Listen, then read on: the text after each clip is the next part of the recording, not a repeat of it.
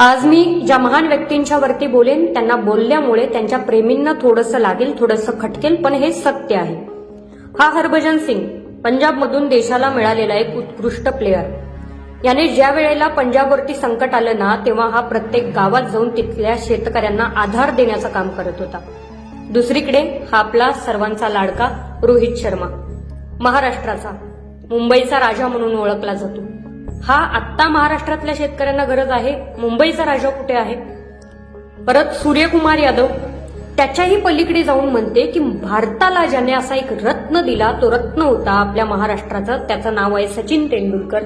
मला सांगा, ज्यावेळेला शेतकरी अडचणीत आला त्यावेळेला सचिन तेंडुलकर कुठे होता?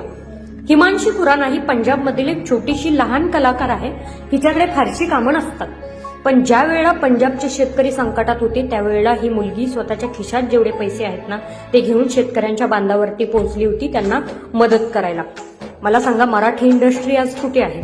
नाना पाटेकर, मकरंद नासपुरे यांनी ठेका घेतलाय का महाराष्ट्राचा? ज्या महाराष्ट्राच्या मायबाप सरकारने या लोकांना मोठं बनवलं, हेच दुर्दैव आहे की या लोकांना आता सामान्य माणसांची आठवण राहिलेली नाही. मराठी इंडस्ट्रीत फार मोठे मोठे कलाकार आहेत. स्वप्नील जोशी, सई ताम्हणकर, सोनाली कुलकर्णी यांसारखे फार दिग्गज कलाकार आहेत ज्यांना महाराष्ट्राने मोठं बनवलं. आज हे कलाकार कुठे आहेत जेव्हा अन्नदात्याला यांची मदत पाहिजे होती?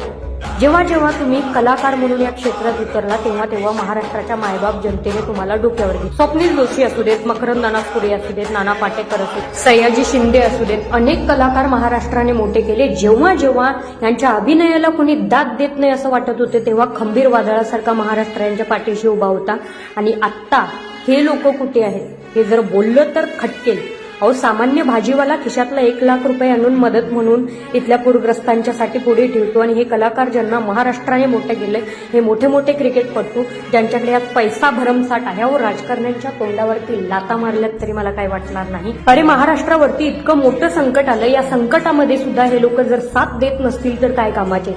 इथलेच राजकारणी नवरात्रीच्या निमित्ताने कोटी रुपये खर्च करून गरबा दांडियाचा कार्यक्रम ठेवतात. त्या नवनीत राणासारख्या महिला जाऊन त्या गरबा दांडियाच्या कार्यक्रमात नाचतात. यांना महाराष्ट्रातल्या शेतकऱ्याला मदत करू वाटत नाही. एवढं मोठं दुर्दैवाने आपण या लोकांना मोठे करतोय. काय गरज आहे? उद्या एखादा मराठी चित्रपट नाही पाहिला तरी काही हरकत नाही. हे लोक त्यांचे चित्रपट मोठे झाले म्हणून तुम्हाला बघायला येणार नाही, तुम्हाला पोसायला येणार नाही. अजूनही वेळ गेलेली नाही. शेतकऱ्याकडे लक्ष द्या. उद्या हा शेतकरी झोपला ना तर प्रत्येकाला उपाशी पोटी आयुष्यात एकदाच झोपावं लागेल.